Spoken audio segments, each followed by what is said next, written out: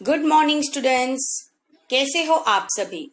मैं पारनीरिया Sandhya LP Savani riverside English medium school Dabholi branch से हिंदी की शिक्षिका आप सबका फिर से एक बार स्वागत करती हूँ।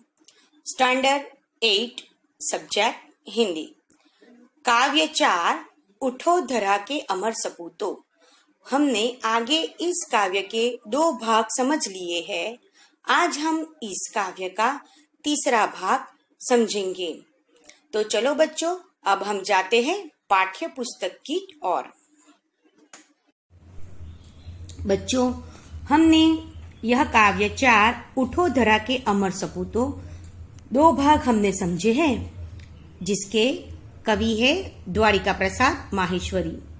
आप देख सकते हैं कि इनका जन्म कब है, 1916 को, और इस हिसाब से वह गुलामी वाली जिंदगी उन्होंने देखी है भारत में, जब हमारी प्रजा अंग्रेजों की गुलाम थी।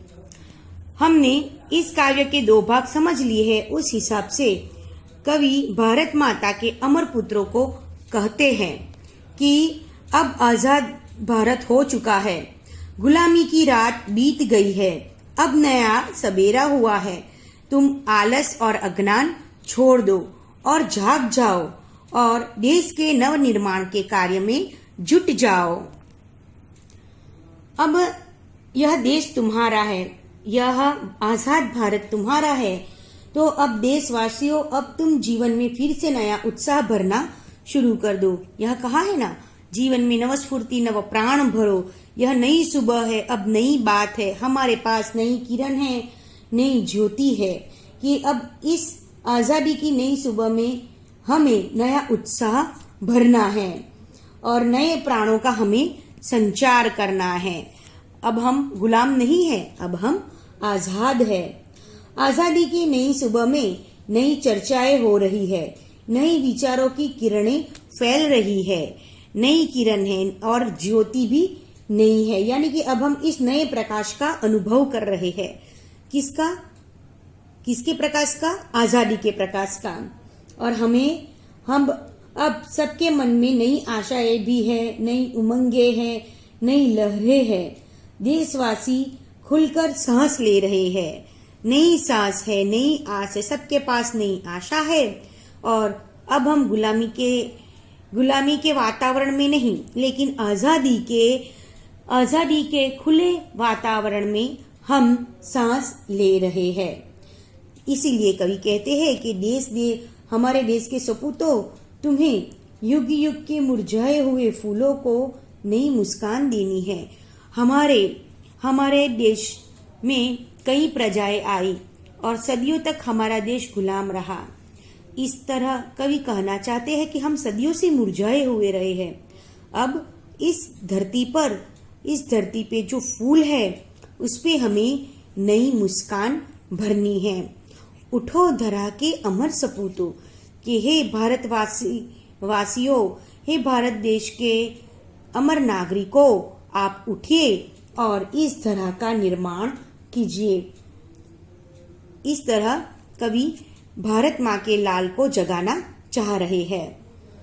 यहाँ पे कवि ने समझाया है, कहना चाहते हैं कि अब इस नए युग में क्या है, इस नए युग में, आजादी के युग में, अब सुबह में प्रकृति भी आनंद में है। यानी कि यह कुदरत भी खुश है। पेड़ों में, उसकी हर डालियों पे जो पक्षी है, वह भी, उनके स्वरों में भी नवीनता है। डाल पे जो विहग यानी कि पक्षी भी बैठे हैं, उनके गीतों में भी नया स्वर है। वो नए स्वर के साथ गुनगुना रहे हैं, भौरे गुनगुना रहे हैं और मस्त होकर इधर उधर मंडरा रहे हैं। ऐसा कवि कहना चाहते हैं। वे जैसे खुशी के कोई गीत गा रहे हो, वैसा है। कौन? वो जो भौरे गुनगुन करते हैं और पक्षी खुशी के गीत गा रहे हैं। और गुनगुन गीत गाते गाते वे गुंजार करते हुए मस्ती से मंडरा रहे हैं। ए मेरे भारत देश के अमूल सपूतों, स्वतंत्रता के बाद हमें भी नया युग लाना है, हमें भी नए युग का निर्माण करना है। नवयुग की नूतन वीणा में नया राग नव गान भरो। नवयुग की नूतन वीणा में नया राग नव गान भरो। जो नई वीणा है आजादी की, उसमें हमें नया राग और नया गीत भरना है कि उठो हे धरा के अमर सपूतो, हे भारत माता के सपूत। सपूत का विरोधार्थी क्या होता है? कपूत। जो अच्छा पुत्र है वह सपूत, यानी कि भारत के सब तो अच्छे पुत्र है और अमर पुत्र है ना, जैसे कि भारत का नाम रोशन करने वाले। तो आप उठिए और नया निर्माण कीजिए। क्या कह रहे हैं कवि कि इस खुशी के माहौल में हमें नए गीत गाने हैं, है ना। अब उद्यान में हर कली खिल रही है कि सबको जो गुलामी के बंद दरवाजे थे अब वो खुल चुके हैं, अब हम आजाद हो गए हैं। इसलिए इस भारत की हर कलियां अब खिल रही है और प्रत्येक फूल मुस्कुरा रहे हैं, है ना। कली कली खिल रही इधर, वह फूल फूल मुस्काया है और हर फूल मुस्कुरा रहा है। भारत माँ की आज हो रही नई सुनहरी काया है कि इस आनंद के अवसर पर जैसे कि ऐसा लग रहा है कि भारत माता का शरीर अब सुनहरा हो गया है। हे देश के अमर सपूतों, आप उठ जाइए, क्योंकि नूतन मंगलमय ध्वनियों से गुंजित जग उद्यान करो। कि अब यह जो क्या कहते हैं कवि कि अब तुम मंगलमय वाणी से इस संसार रूपी उद्यान को आपको गुंजित करना है कि अब ये नूतन मंगलमय ध्वनि जो है, जो हम अच्छे काम करेंगे, जो नए गीत गाएंगे नई आशाओं से, तो उससे हम यह भारत का जो उपवन है उस उपवन को हमें गुंजित करना है ताकि वह पूरे देश में उसकी आवाज फैले। हे भारत देश के अमर सपूतों, आप उठिए और नया निर्माण कीजिए। सरस्वती का पावन मंदिर, शुभ संपत्ति तुम्हारी है। तुम में से हर बालक इसका रक्षक और पुजारी है। कवि क्या कहते हैं? कवि देश के बालकों को यह कहते हैं, यह पंक्ति जो है वह देश के बालकों के लिए है। वह कहते हैं कि हमारा देश सरस्वती का पवित्र मंदिर जैसा है ना। हम सब कह रहे हैं ना, सरस्वती का पावन मंदिर। यह हमारा भारत देश वह सरस्वती का पावन मंदिर है। हम सब विद्या के उपासक है। यहाँ की कल्याणकारी सारी विद्याएं ही तुम्हारी संपत्ति है। यहाँ पर जो हमें सरस्वती का ज्ञान मिलता है वही हमारी सच्ची संपत्ति है।